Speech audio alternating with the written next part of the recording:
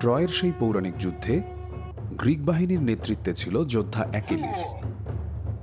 মনে করা হতো শত্রুর অস্ত্র বা আক্রমণে তার কিছুই হবে না। কথিত আছে অ্যাকিলিসের মা দেবী থেটিস তাকে শৈশবে স্টিক্স নদীতে গোসল করায়, যার ফলে সে দেবতাদের মতোই অভেদ্য হয়ে যায়।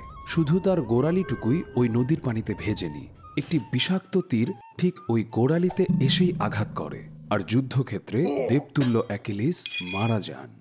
এটা কোনো কাকতালীয় বিষয় নয় যে গোড়ালিটাই ছিল অ্যাকিলিসের দেহের সবচেয়ে দুর্বল জায়গা। এখানে রয়েছে শরীরের সবচেয়ে পুরু ও শক্তিশালী টেন্ডন। তারপরও একে অ্যাকিলিস টেন্ডন নামে ডাকা হয়। এই টেন্ডন পায়ের নিচের দিকের পিছনের পেশি থেকে গোড়ালির হাড়ে শক্তি সরবরাহ করে এবং প্রতিদিন প্রচুর পরিমাণে ওজন বহন করে। আমরা যখন হাঁটি, দৌড়াই বা লাফাই, অ্যাকিলিস টেন্ডন আমাদের শরীরকে সামনে এগিয়ে নিয়ে যেতে সাহায্য করে। এটা অনেকটা প্যাঁচানো স্প্রিংয়ের মতো, যা শক্তি সঞ্চয় করে তারপর ছেড়ে দেয়। আমরা পা বাঁকালে টেন্ডনটি প্রসারিত হয় এবং পরবর্তী পদক্ষেপের জন্য সংকুচিত হয়ে যায়। সঠিক প্রশিক্ষণের মাধ্যমে আমরা এর স্থিতিস্থাপকতা বাড়াতে পারি। এর ফলে আমাদের লাফানোর ক্ষমতা বৃদ্ধি পায়।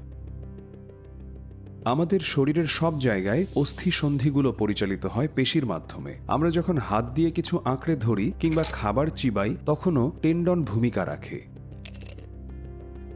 টেন্ডনের বিশেষ গঠনের কারণেই তা এত মজবুত ও স্থিতিস্থাপক। কোলাজেন ও ইলাস্টিন দিয়ে তৈরি হওয়া সূক্ষ্ম আঁশের গুচ্ছ একত্রে তৈরি করে টেন্ডনের তন্তু। আমাদের কিছু কিছু টেন্ডন খাপ দ্বারা সুরক্ষিত থাকে, কিন্তু অ্যাকিলিস টেন্ডনের আবরণ হিসেবে রয়েছে শুধু এক পরত চামড়া। টেন্ডন ও অস্থিসন্ধির সংযোগস্থলে রয়েছে তরল পদার্থে পূর্ণ বুরসা নামের ক্ষুদ্র থলি, যা ঘর্ষণ ও প্রদাহ কমায়। কিন্তু আঘাত পেলে টেন্ডন অ্যাকিলিসের গোড়ালির মতোই খুব নাজুক অবস্থায় চলে যায়। অন্য টিস্যুর তুলনায় টেন্ডনে রক্ত সরবরাহের পরিমাণ কম, এর মানে তাদের সুস্থ হতে বেশি সময় লাগে।